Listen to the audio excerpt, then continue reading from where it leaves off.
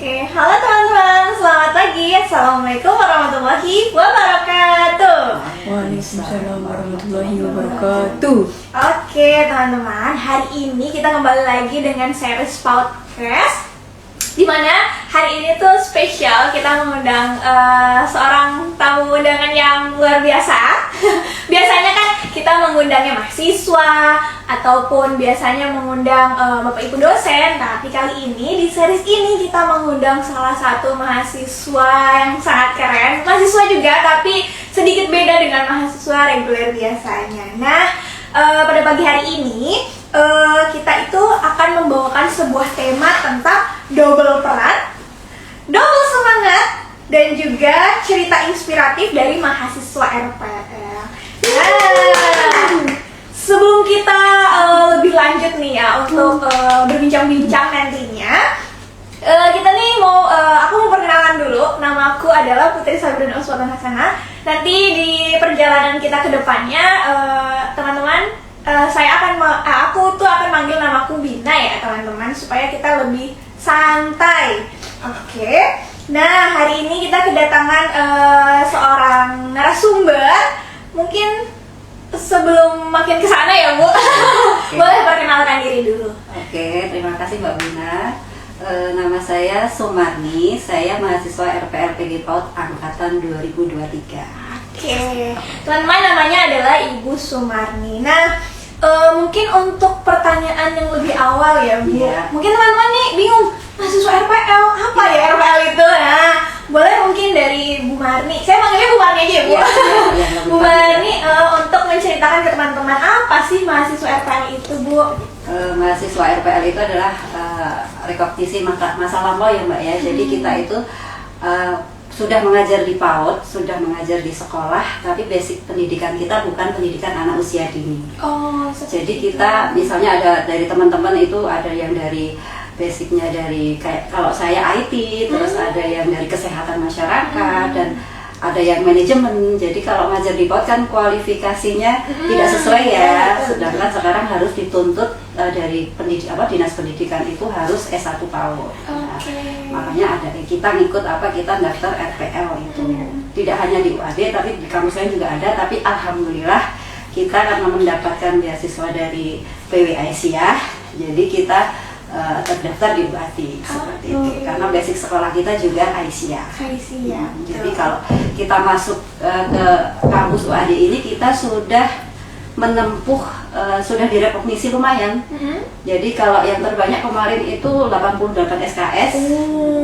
Kalau saya sendiri itu 63 SKS. Jadi dari 144 kita tinggal nyelesain seperti itu. Oh, berarti setiap mahasiswa itu berbeda-beda rekognisi ya? Berbeda-beda, tergantung masa kerjanya atau tergantung jumlah sertifikat diklat. Pengalaman mengajar itu kan dihitung. Terus diklat-diklat seperti diklat kompetensi seperti tentang konvensi hak anak, terus diklat berjenjang tingkat dasar, kayak diklat dasar, diklat lanjut, diklat mahir itu dihitung. Jadi dengan sertifikat itu kita semakin banyak diklat sertifikat yang kita miliki semakin tinggi rekognisinya. Oke. Nah, tuh teman-teman ya, itu tadi Bu Mari udah menyampaikan terkait RPL itu seperti apa. Terus kok bisa ya ada mahasiswa RPL? Nah, itu kurang lebih pengalaman dari Bu Mari seperti itu ya teman-teman. Oke, kita lanjut lagi nih ke pertanyaan selanjutnya. Kalau boleh tahu, selain tadi dari dinas ya Bu, untuk dianjurkan berkuliah kembali, ada alasan lain nggak Bu untuk kenapa saya harus kuliah lagi gitu sebagai mahasiswa RPL? Itu sebagai bentuk tanggung jawab kita ya Mbak ya, karena kalau kita ini kan selama ini praktek mengajar itu ilmunya otodidak ya.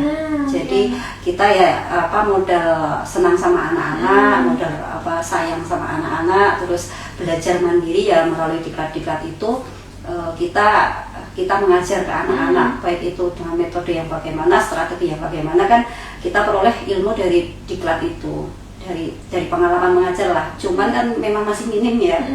Beda dengan kalau kita kuliah sudah dapat ilmu teori yang banyak sekali. Nah itu kan antara teori dan praktek itu jadi selaras kayak gitu. Itu yang menjadi landasan juga. Terus yang kedua, kita harus meningkatkan kompetensi sebagai guru. Kalau kompetensi kita hanya stuck di situ-situ saja, ya memang kita hanya akan berada pada lingkup itu aja, kayak gitu, tidak ada peningkatan seperti itu. Terus yang satunya lagi, karena memang kalau kayak sertifikasi atau PPG itu kan syaratnya harus S1 PAUD ya, yang linear. Kalau yang tidak linear tidak bisa. Seperti itu. Itu yang juga menjadi motivasi para guru. Oke, teman-teman. Oke, selanjutnya ya, Bu. Tadi udah kita ngebahas apa itu RPL, terus motivasi Ibu untuk gabung sebagai mahasiswa RPL. Nah, ini pasti teman-teman juga mungkin banyak yang mikir nih, Bu, kayak ngajar aja udah sibuk, kok masih sempet ya kuliah. Nah, ini pasti banyak ya dari teman-teman yang setelah tahu nih ada RPL dengan rekognisi dan segala macamnya, terus kan udah ngajar, ngapain sibuk-sibuk kuliah lagi. Nah, itu kira-kira Ibu cara membagi waktunya seperti apa nih sebagai mahasiswa, dan juga sebagai guru gitu? Nah, itu hal yang paling sulit juga ya, menjadi kendala kami sebagai ibu RPL, karena kita itu harus double peran, double semangat seperti temanya ya. Jadi kita sudah mengajar. Kalau mengajar di sekolah itu kan kita tidak hanya mengajar, Mbak. Kita ada yang teman-teman, terutama teman-teman itu ada yang menjadi operator sekolah, operator dapodik, operator BOP.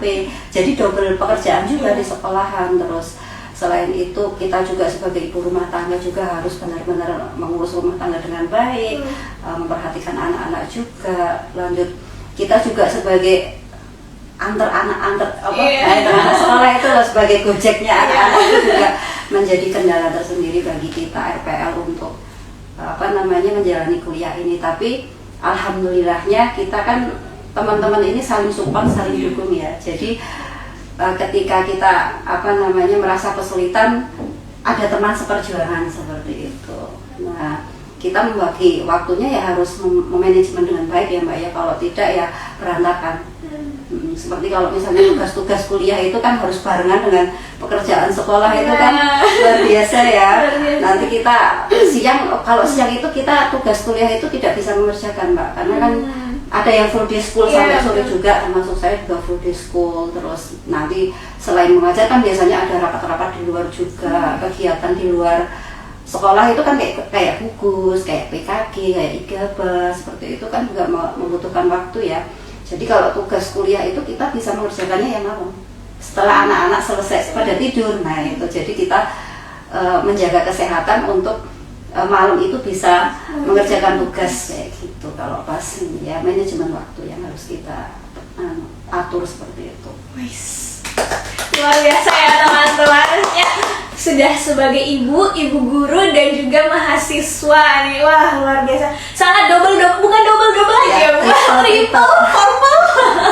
Jadi sangat banyak peran yang dijalankan dalam satu waktu, tapi beliau-beliau nih yang mahasiswa RPL luar biasa sekali, bisa membagi waktu dengan sangat baik. Terus ya semua bisa dijalani, yang penting dengan manajemen yang benar gitu. Oke, mungkin ke pertanyaan selanjutnya. Ini nih, waktu pertama kali ya Bu, kali menjadi mahasiswa sekaligus menjadi ibu guru dan ibu rumah tangga. Maksudnya dalam satu waktu gitu ya Bu. Gimana rasanya? Kalau saya sendiri ya itu kaget, karena kita yang mungkin pekerjaannya tidak, yang tadinya hanya di rumah menjadi ibu rumah tangga terus bekerja, habis itu kan pulang kayak gitu ya, udah istirahatnya ya istilahnya masih cukup lah kayak gitu. Ketika menjadi mahasiswa lagi kan kita harus membagi waktu, tenaga, pikiran menjadi beberapa bagian lah istilahnya. Jadi kadang ada rasa down juga, rasanya kaget, kayak pembiasaan dulu, adaptasi dulu. Awal-awal kalau saya pribadi itu kayak malas gitu. Harus kuliah lagi, harus mikir lagi kayak gitu. Mungkin teman-teman yang lain juga merasakan, cuman ketika kita sharing di grup RPL itu bagaimana kita mengatasi, bagaimana solusinya, ya alhamdulillah karena ketemu dengan teman-teman yang satu visi ya kita semangat lagi ya gitu. Ayo lanjut, jangan berhenti di tengah jalan seperti itu.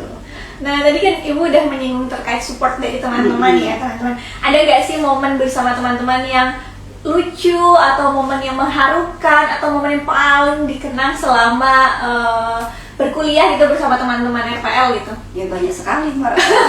Pokoknya kalau sama teman-teman itu keseringan misalnya kita online gitu ya. Online itu kita misalnya sebelum online itu sudah misalnya kan teman-teman tidak semua bisa fokus online kuliah kayak gitu. Nanti kita misalnya mengajukan siapa kayak gitu yang bisa backup kayak gitu. Biasanya kalau teman saya itu Bu In nanti backup ya, kita nggak bisa ini ya. Nanti Bu In wah saya lagi kayak gitu. Jadi kita itu seru-seruannya ya saling ini aja pas komunikasi sama teman-teman itu. Terus kalau kita lagi berkumpul bersama, misalnya kalau ke kampus kita bareng-bareng aja yuk kayak gitu, jangan sendiri-sendiri kayak gitu. Nanti kalau di kampus kita keluar habis dari kuliah di kampus kita makan-makan ya kita seru-seruan aja kayak gitu. Itu momen-momen yang bisa saling menyemangati kayak gitu. Itu ya teman-teman, maksudnya antara ibu-ibu RPL, mahasiswa RPL dengan mahasiswa reguler sama aja, sama-sama butuh support dari teman, hangout bareng mungkin, ya sesekali hangout bareng untuk supaya kita punya momen-momen dan juga merefresh lah segala dari kesibukan-kesibukan yang kita rasakan, capek, pening dan segala macamnya yang sudah mungkin bertumpuk. Nah teman-teman, support dari teman-teman dan juga meluangkan waktu bersama itu bisa menjadi salah satu cara untuk supaya kita tetap aman ya Bu, tetap waras untuk menjaga kewarasan sebagai seorang mahasiswa. Nah selanjutnya nih Bu, biasanya selain tadi keluar sama teman-teman mungkin atau ngobrol sama teman-teman, berbagi inilah ya Bu, berbagi pengalaman dan segala macamnya, ada nggak cara ibu sendiri gitu untuk mengatasi rasa capek yang ibu rasakan selama ya berkuliah, terus mungkin ngajar juga? Nah itu ada nggak cara tertentu mungkin yang bisa dibagikan tipsnya ke teman-teman? Ada ya kiat khusus ya kalau dari saya itu ya, yang pertama kita harus manajemen waktu itu tadi, kita atur jadwal, kita membuat jadwal harian, jurnal kayak jurnal harian seperti itu. Misalnya hari ini ada jadwal kuliah apa, berarti nanti kita sudah siap. Misalnya tugasnya apa, berarti kan kita harus malam itu pun harus sudah siapkan juga seperti itu. Terus yang kedua kita menjaga kesehatan yang jelas, karena memang dengan banyaknya aktivitas, dengan double peran itu kan kita, terutama ibu itu kan capek ya. Nah itu harus menjaga kesehatan, tidur yang cukup, yang jelas. Kalau kita sudah merasa sudah lelah, misalnya malam, nanti kan kita menemani anak sampai jam 9 ya gitu, nanti terus kita lanjut mengerjakan tugas. Tapi kalau misalnya sudah tidak kuat ya kita istirahat aja kayak gitu, tidak perlu dipaksakan sampai pagi kayak gitu. Karena memang kalau dipaksakan sampai pagi, benar-benar terasa paginya, terasa ketika kita bekerja itu rasanya badan nggak enak kayak gitu. Minum vitamin yang jelas, air putih yang cukup seperti itu. Terus selanjutnya kuatkan niat kita. Dan kalau kita niatnya nggak kuat, untuk niatnya kita luruskan untuk ibadah kayak gitu, untuk ibadah kepada Allah. Kalau nggak berlandaskan itu ya kita mungkin sudah berhenti di tengah jalan kayak gitu. Karena menuntut ilmu itu kan wajib ya dalam Islam. Nah, kita landasannya ibadah seperti itu. Yang selanjutnya ini mungkin kita juga bisa sambil merefleksi ya, terutama sebagai mahasiswa nih. Ada nggak menurut ibu pengalaman, terutama di kelas ya, pengalaman di kelas tuh yang bikin ibu merasa, oh ini nih ternyata alasan aku untuk kuliah lagi, untuk belajar lagi lah ibaratnya. Ada. Jadi seperti yang tadi saya sampaikan, kita itu kan praktek ngajar di sekolah itu kan otodidak ya, tidak tahu teori apa yang sebenarnya kita tentang tentang anak usia dini seperti itu. Nah, ketika kita belajar di kelas itu kan ternyata sinkron kayak gitu. Apa yang sudah kita lakukan, ada teorinya tuh ternyata, seperti teori perkembangan kognitifnya Jean Piaget kayak gitu, terus teori perkembangan sosialnya siapa itu, Lev Vygotsky ya nggak salah. Nah itu ternyata teorinya seperti ini dan prakteknya seperti ini, sebenarnya kita sudah melakukan, cuman ternyata kita tidak tahu itu kayak gitu. Nah itu yang kita dapat selama pembelajaran di kampus ya, seperti itu. Menarik ya. Maksudnya ternyata memang setelah kita mempraktekkan, ternyata yang selama ini kita nggak ngerti caranya mungkin sudah diterapkan ya, caranya sudah diterapkan tapi kita nggak ngerti nih ini sebenarnya teori apa atau materi apa. Nah setelah berkuliah kita jadi tahu ternyata ya selama ini saya implementasikan ada nih teorinya, ada base-nya lah, ada dasarnya. Dan itu kan bisa untuk memperbaiki ilmu teori yang kita dapat untuk memperbaiki. Mungkin kemarin kita waktu mengajar ada kekeliruan, ada hal yang belum tepat seperti itu. Itu sebagai salah satu bahan refleksi juga ya, Bu. Betul sekali. Nah,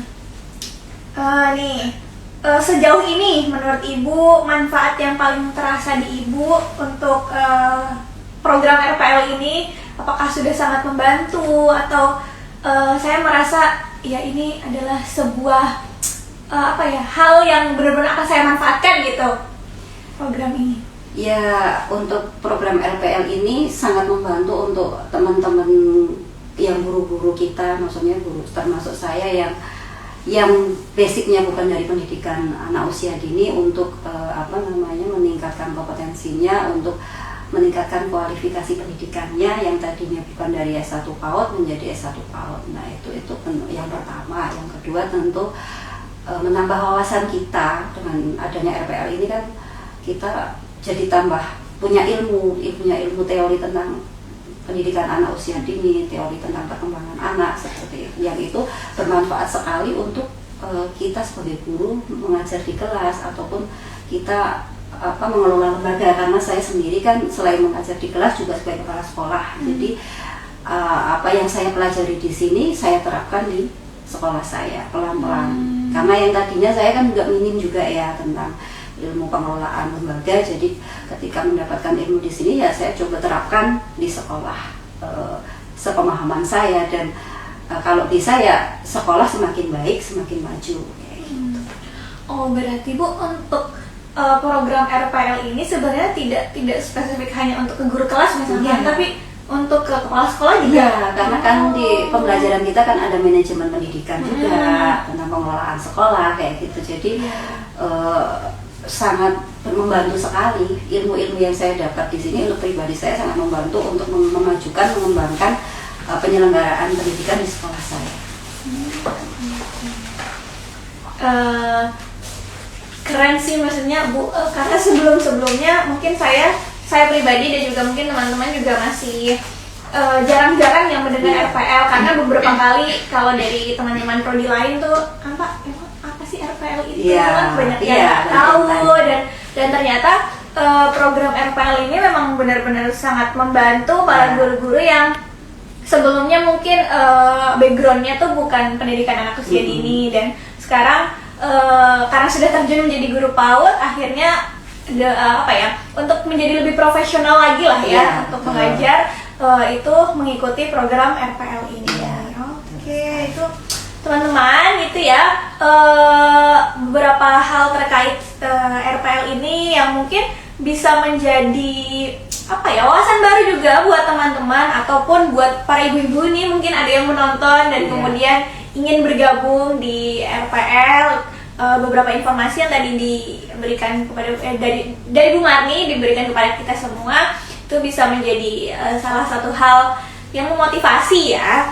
Nah, tapi belum selesai kok teman-teman. Masih ada beberapa pertanyaan lagi. Jadi tetap stay tune ya teman-teman. Kami jangan ditinggal dong. Kami jangan ditinggal sendiri, karena informasi-informasi yang akan diberikan Bu Marni ini sangat-sangat luar biasa dan sangat-sangat informatif lah buat teman-teman semua, dan worth it untuk didengarkan. Jadi teman-teman tetap stay tune di live ya teman-teman. Nah, mungkin untuk ke pertanyaan selanjutnya nih Bu, dalam perjalanan sejauh ini pernah nggak Ibu tuh benar-benar merasa sangat kelelahan dan merasa kayaknya nggak sanggup deh, tidak sanggup, karena biasanya mahasiswa reguler ya Bu, ya Allah nggak sanggup mau nikah aja. Biasanya kayak gitu ya Ibu. Nah ini kalau dari sudut pandang ibu-ibu yang menjadi mahasiswa, pernah nggak kayak ya Allah nggak sanggup, ini masih harus ngajar, masih tugasnya banyak dan ini itu. Pernah nggak di momen seperti itu, Bu? Bukan nggak pernah lagi, tapi sering.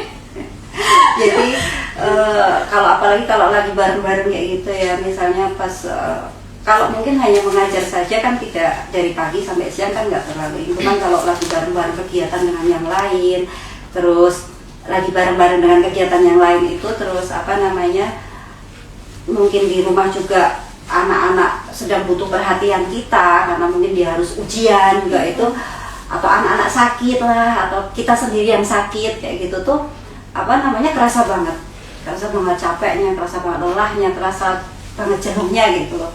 Ya Allah, sanggup nggak ya kayak gitu. Itu yang saya rasakan, mungkin juga teman-teman yang lain juga rasakan. Apalagi meskipun kita sakit, kita harus tetap survive istilahnya untuk tetap mengajar, untuk tetap rumah tangga istilahnya, mengurus rumah tangga. Tapi juga harus tetap sambil kuliah kayak gitu kan. Itu yang menjadi kendala utama sebenarnya. Kalau kita tidak ada motivasi diri tadi, yang niat yang ikhlas, niat yang benar-benar kita niatkan ibadah, ya kita mungkin sudah down dari awal kayak gitu. Memang apa sih tujuan kita mau kuliah kayak gitu. Kalau kita tujuannya hanya sekedar oh nanti bisa sertifikasi, mungkin sudah, itu kan hanya materi ya. Tapi ketika kita berlandaskan niat karena ibadah, ya insya Allah lah, dengan kita niatkan ibadah, semoga Allah ridho kayak gitu ya. Seperti dalam surat Quran, surat Al-Mujadilah yang kalau tidak salah, Allah akan meninggikan orang-orang yang beriman dan di antara kamu dan orang-orang yang diberi ilmu beberapa derajat. Jadi kan orang yang berilmu belajar itu ditinggikan derajatnya kayak gitu. Itu kan menjadi motivasi yang sangat luar biasa kayak gitu. Itu yang Keren banget. Wow, luar biasa ya, yaitu namanya juga mahasiswa ya, mau kita mahasiswa reguler ataupun mau RPL, yang namanya manusia biasa, pasti ada sometimes lah kita merasa jenuh, sometimes kita merasa lelah, capek, bener-bener yang aduh tidak sanggup. betul, sama kok, sama yang dirasakan. Sama saja ya ternyata ya teman-teman. Ya mungkin kalau kita kan reguler ya masih sering bisa main-main lah, tapi kan kalau udah ibu-ibu kadang udah ngurusin rumah, ngurusin di sekolah, terus masih ada perkuliahan, itu kadang waktu untuk diri sendiri juga lebih sedikit ya. Nah itu, jadi teman-teman jangan patah semangat yang masih berkuliah. Masih banyak nih ibu-ibu yang tetap semangat, jadi meskipun dengan berbagai macam kesibukan ya, tapi masih bisa untuk tetap semangat berkuliah. Jadi teman-teman yang reguler dan teman-teman di luar sana, mari kita tetap semangat dan jangan pantang menyerah gitu, jangan mudah patah gitu ya. Kalau kita menghadapi kesulitan, kita menghadapi kesusahan, yaitu kita saling menguatkan ya. Kita semua pasti bisa. walaupun mungkin menjalaninya juga kadang sambil menangis. Iya betul, tapi bersyukurnya teman-teman sekitar juga saling mensupport, mungkin keluarga di rumah juga mensupport. Iya, dukungan dari suami dan anak-anak itu sangat penting ya. Dan terutama juga teman-teman sejawat di sekolah, karena kalau tanpa dukungan mereka juga kan kalau RPL itu kan kadang mengganggu aktivitas mengajar di sekolah ya. Kalau tidak ada dukungan dari teman-teman juga kita nggak enak kan. Jadi komunikasi sama teman-teman sejawat di sekolah juga harus baik ya. Ini sebenarnya menarik ya Bu, karena tadi Ibu sempat menyampaikan support dari teman dan juga aktivitas berkuliah ini bersamaan dengan mengajar di sekolah itu. Nah itu apakah memang sudah dikondisikan gitu loh Bu di sekolah untuk memang kalau mahasiswa RPL nih sometimes memang beberapa jam ada waktu khusus untuk kuliah, jadi mengajarnya masih belum bisa maksimal di hari itu mungkin. Itu gimana Bu koordinasi? Memang ada seperti itu? Ya itu kan tergantung kita masing-masing ya. Kalau dari teman-teman RPL yang lain mungkin juga sudah koordinasi sama teman yang lain dengan kepala sekolahnya untuk bahwa hari ini saya harus mengajar, bukan maksudnya saya harus kuliah berbarengan dengan jam mengajar kayak gitu. Nah itu kan empatinya teman-teman aja yang lain, tapi dengan kita memunculkan empati mereka kan kita juga harus komunikasi yang baik. Kalau tidak komunikasi kan biasanya ya takutnya nanti jadi nggak enakan atau segen kayak gitu loh. Maksudnya teman-teman ditinggal kuliah terus, anaknya nggak keurus. Nah, kalau kita tidak ada komunikasi sama teman-teman yang di sekolah itu kan kita juga nanti jadinya saling curiga kayak gitu, saling kurang, hubungannya tidak harmonis seperti itu. Jadi harus ada koordinasi dulu bahwa maaf ya kayak ini tadi saya juga kan kemarin minta flyernya ada mbak, saya mau izin ya untuk buat izin kayak gitu. Itu kan komunikasi kepada sekolah juga seperti itu agar mereka tahu bahwa ada jadwal saya kesini kayak gitu. Terus jam-jam jam-jam kuliah itu kan memang sering bertabrakan ya dengan selain dari KBM, tabrakan juga dengan mata kuliah yang lain. Akhirnya kan ya mungkin guru harus sering minta maaf juga ya sama teman-teman kalau mungkin terganggu dengan suara-suara kuliah kayak gitu. Itu seperti itu. Harus sering komunikasi aja kalau di sekolah. Kalau ketika ngajar di kelas nih, ada nggak sih anak-anak yang kepo? Biasanya kan anak-anak suka kepo ya Bu. Apalagi anak-anak usia dini. Ini ngapain sih bu gurunya kok asik sendiri gitu?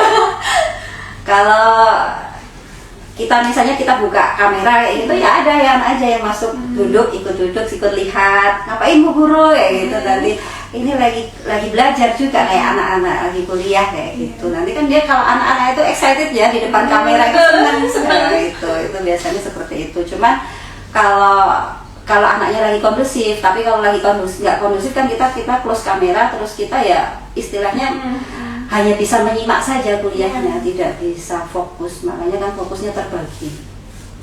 Wah itu menjadi sebuah tantangan ya Bu, maksudnya buat teman-teman yang RPL karena kan pembelajarannya online ya Bu, belajar online dan situasinya itu guru-guru di sekolah juga berkuliah sambil mengajar. Nah itu menjadi sebuah tantangan ketika kita harus berkuliah tapi ternyata kelas juga harus dikondisikan gitu.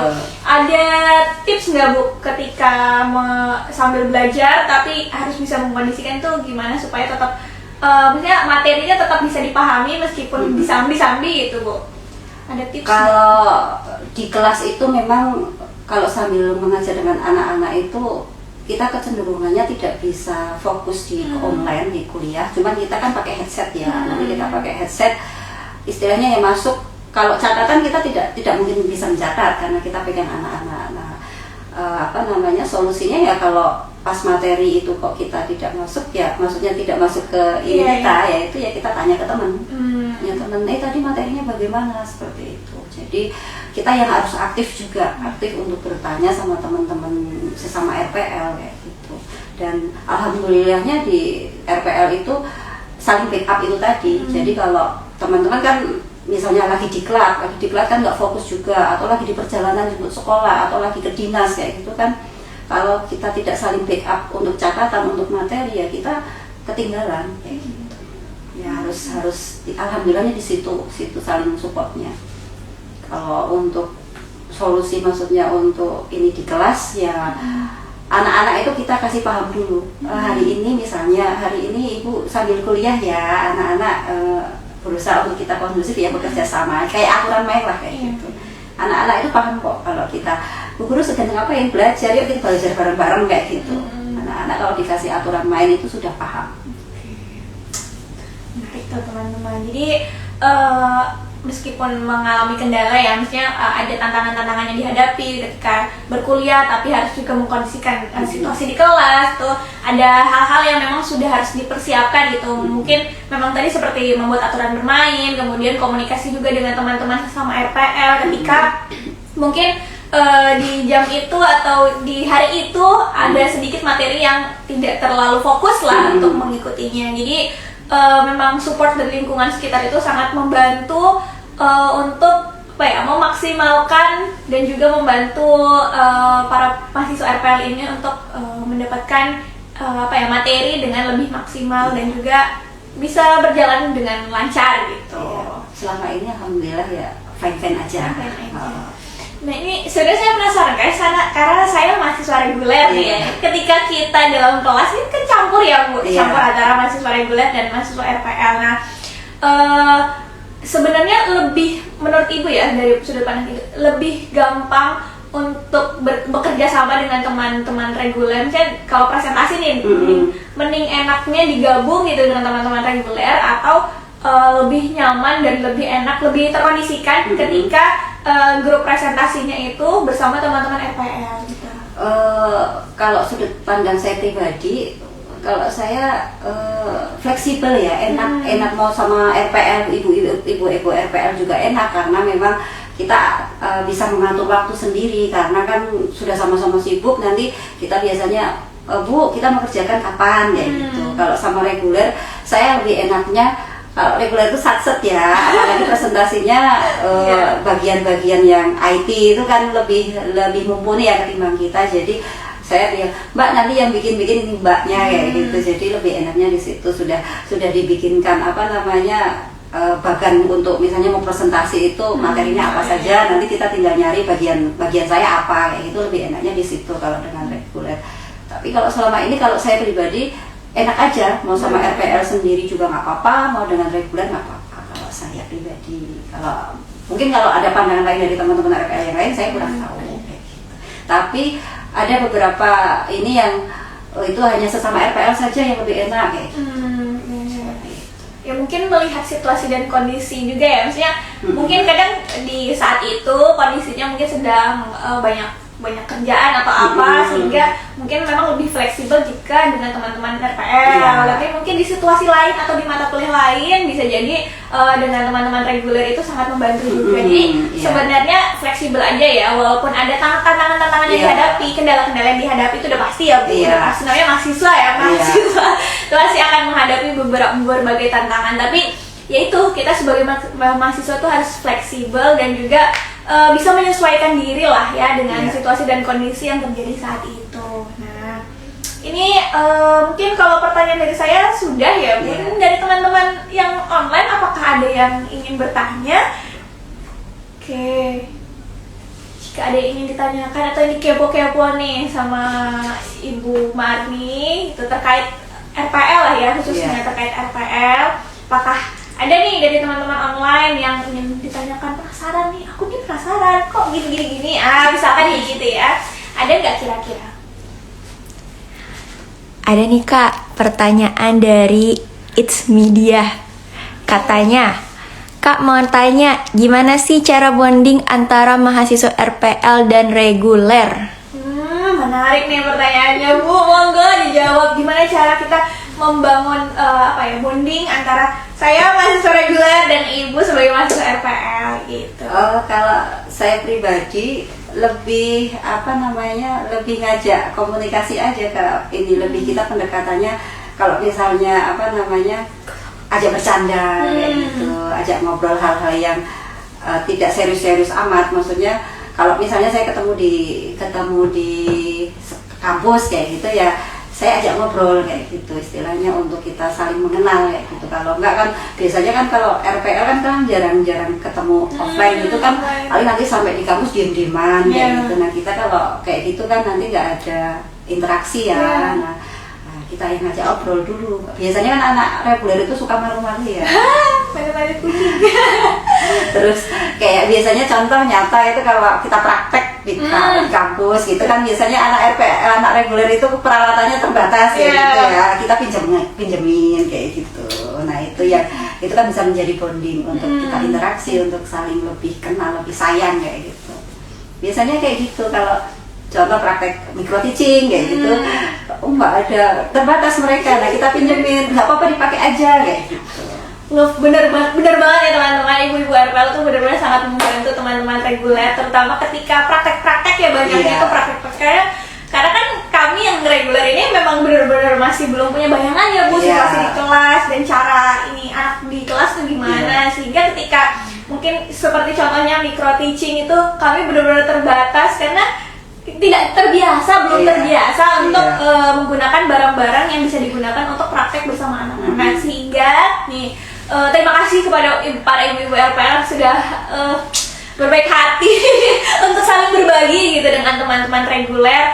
Jadi saat praktek tuh ya kami bisa berjalan dengan lancar. Itu juga salah satunya berkat support dari ibu-ibu RPL. Nah itu tuh salah satu cara ya menurut Bu Marni untuk membangun bonding. Jadi memang sih kebanyakan mungkin karena mahasiswa reguler itu cenderung lebih banyak diemnya yang mainnya sama sesama reguler gitu, jarang untuk banyak berinteraksi dengan ibu-ibu RPL gitu. Mungkin karena segan ya Bu, karena gapnya jauh gitu. Jadi kami juga kalau mau basa-basi mau ini kan apa yang mau diomongin kan kadang segan gitu. Jadi terima kasih juga kepada ibu-ibu RPL yang sudah mau membuka diri lah untuk mendekat lebih dulu kepada kami teman-teman reguler itu, dan sangat membantu sekali.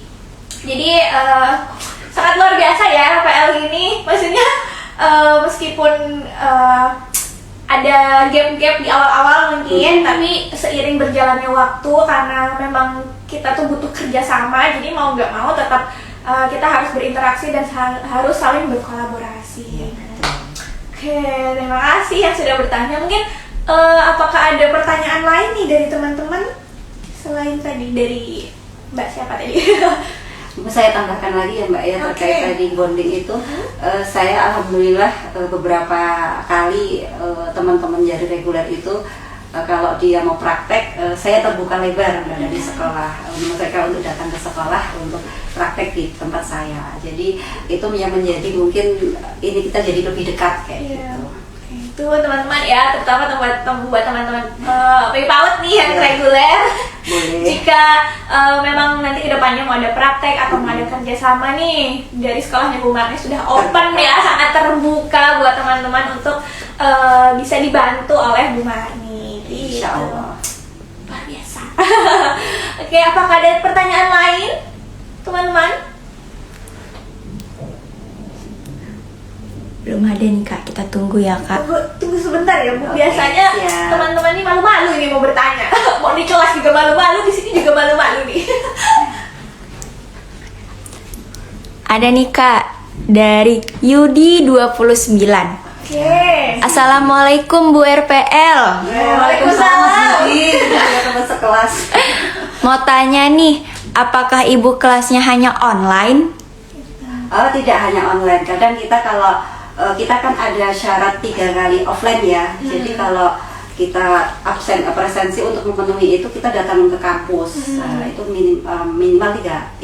Jadi biasanya di awal-awal itu kita datang ke kampus, atau ada kuliah yang harus datang ke kampus, itu ya kita tetap ke kampus. Terutama yang praktek-praktek itu kan kita harus offline di kampus. Seperti itu. Tidak selamanya online ya gitu. Ini apakah masih ada nih teman-teman? Mungkin pertanyaan dari saya sedikit ya Bu. Nih kan tadi Ibu bilang harus datang ke kampus. Nah, ini biasa kan ibu-ibu tuh rumahnya jauh, dan jauh di sana. Nah itu untuk dari dari sana ke sini itu kan kadang harus offline. Itu apakah memang ada jadwal tertentu yang memang sudah disepakati bersama, atau memang dalam tiga kali pertemuan itu memang sudah di-plotting, misalkan pertemuan ke-9, 10, 11, atau di pertemuan-pertemuan tertentu nih yang biasanya di awal misalnya pas habis KRS-an gitu kan, nanti kita biasanya kan kita sudah tahu apa syarat-syarat ininya kuliahnya, misalnya presensinya minimal 3 kali offline. Nah, kita janjian sama teman-teman RPL, kita kapan mau ke kampus nih kayak gitu. Jadi hari apa yang misalnya kan mata kuliah apa kayak gitu, misalnya di hari Jumat kayak gitu. Oh, kita Jumat depan ya kita ke kampus kayak gitu. Itu biasanya kita janjian sama teman-teman RPL biar kompak kayak gitu. Karena kalau cuma 1-2 juga kalau RPL itu kadang kalau nggak ada teman di kampus itu nggak seru kayak gitu loh, kalau hanya sendiri seperti itu. Terus kalau jauh ya memang kita tetap lalui, maksudnya kita tetap kayak jadwalnya misalnya praktek kayak gitu ya, berarti kan kita harus sudah mempersiapkan. Biasanya kita yang mata kuliah yang harus praktek itu berarti nanti kita misalnya mengajar selesai jam 11 kayak gitu ya, kita nanti minta tolong ke teman untuk di backup kelasnya jam 10 kita sudah harus berangkat kayak gitu, biar nggak terlambat juga. Tapi alhamdulillahnya selama ini mata kuliah yang praktek itu jamnya di sore, di siang-siang seperti itu, jadi kita sudah selesai KBM, itu kan lebih enak. Karena kalau pagi ya memang kendalanya tadi di pagi itu kalau kita harus ke kampus ya harus minta tolong teman guru yang lain untuk backup kan otomatis. Nah itu yang kita juga nggak enak juga. Jadi alhamdulillahnya juga jadwalnya kalau yang praktek-praktek itu lebih ke siang dan baik sore ya gitu. Kalau yang semester kemarin ya, kalau yang harus pagi ya itu kita harus ngomong dulu sama temen, minta tolong di backup, ditemenin atau jadiin satu kelas, baru kita berangkatnya. Kalau jauh ya kita 1 jam sebelumnya sudah harus berangkat ya, kita harus setengah jam sebelumnya kayak gitu. Mungkin ini juga ya Bu, maksudnya karena mahasiswa RPL ini juga banyak yang jauh dan lebih sering online, ketika memang harus datang ke kampus itu memang mungkin di pertemuan-pertemuan sebelumnya sudah berkomunikasi dengan dosen dan juga teman-teman RPL lainnya ya gitu, untuk sekiranya kalau memang jamnya bisa dipindah kalau misalkan di situasi tertentu ya Bu, untuk menyesuaikan teman-teman reguler, teman-teman RPL dan dosen gitu. Itu mungkin komunikasi aja ya dengan dosen ya, kita komunikasi. Biasanya kalau kita kayak praktek apa gitu, jam misalnya nanti tabrakan terus jamnya di pagi hari, kita kan bilang sama dosen, Bu mohon maaf ini jamnya tabrakan sama ini, terus jamnya juga di KBM, kalau praktek kan nggak bisa. Nanti kan alhamdulillah dosen juga mempermudah kayak gitu. Jadi intinya komunikasi ya teman-teman. Kalau misalkan memang menghadapi kesulitan atau kurang ya bisa dikomunikasikan bersama-sama gitu. Pertanyaan terakhir dan sebagai pertanyaan penutup, mungkin ini Ibu bisa ngasih pesan kesan buat teman-teman reguler dan juga teman-teman atau mahasiswa RPL lainnya, atau mungkin sebagai ibu guru PAUD yang masih ragu untuk lanjut kuliah. Kesan dan kesan saya ya, maksudnya kita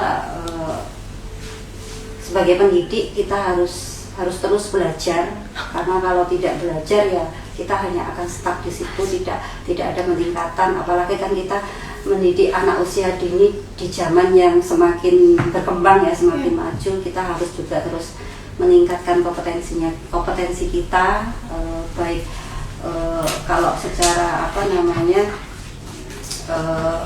linear ya kita harus kuliah gitu ya, harus kuliah S1 biar kualifikasi kita juga semakin baik seperti itu. Terus yang selanjutnya jangan takut untuk menempuh pendidikan, meskipun harus sambil bekerja, meskipun harus berumah tangga kayak gitu, karena tentang pendidikan anak usia dini yang bisa saya praktekkan di sekolah saya, baik untuk mengelola lembaga dan juga untuk pembelajaran anak-anak. Terima kasih banyak ya Bu atas semua informasi yang Ibu berikan, pengalaman best practice juga dari Ibu. Nah teman-teman mohon maaf nih karena waktunya sudah habis, jadi mungkin dari teman-teman yang online jika ada yang ingin ditanyakan lagi belum bisa terjawab di sesi ini gitu, mungkin di sesi-sesi selanjutnya teman-teman bisa bertanya kembali atau mungkin bisa DM IG kami ya, IG MPS untuk menanyakan lebih lanjut, karena sesi ini udah selesai ya, waktunya udah habis. Terima kasih kepada Bu Marni atas pengalaman-pengalamannya. Jadi teman-teman, meskipun kita maksudnya dalam sudut pandang RPL gitu, ibu RPL meskipun sudah bekerja, sudah berumah tangga, tapi tetap masih harus menempuh pendidikan lebih lanjut. Nah karena ya yang kita tahu ya, ilmu itu tidak ada habisnya, belajar itu tidak ada batasnya gitu. Jadi buat teman-teman semua, yuk tetap semangat lagi, tetap berusaha lagi untuk selalu memaksimalkan potensi teman-teman nih yang memang sudah berkuliah ataupun yang akan berkuliah. Semoga jalannya lancar meskipun banyak yang dihadapi ya, banyak tantangan dan rintangan. Semoga tetap semangat, tetap menjalaninya dengan niat untuk ibadah gitu. Mungkin itu saja ya teman-teman yang bisa disampaikan hari ini, yang bisa di-sharingkan hari ini kepada teman-teman. Jika memang teman-teman nantinya ada yang ingin ditanyakan, bisa langsung DM kami di IG HMPS kami gitu. Mungkin begitu Ibu, terima kasih banyak atas waktu luangnya, terima kasih atas momen-momen berharga dan juga pengalaman-pengalamannya gitu. Itu aja ya teman-teman, terima kasih yang sudah menonton, terima kasih yang sudah bergabung, terima kasih juga buat yang sudah mendengarkan. Jangan lupa untuk ikut sesi-sesi episode-episode podcast selanjutnya. Oke, saya tutup ya teman-teman. Bye-bye. Assalamualaikum warahmatullahi wabarakatuh. Waalaikumsalam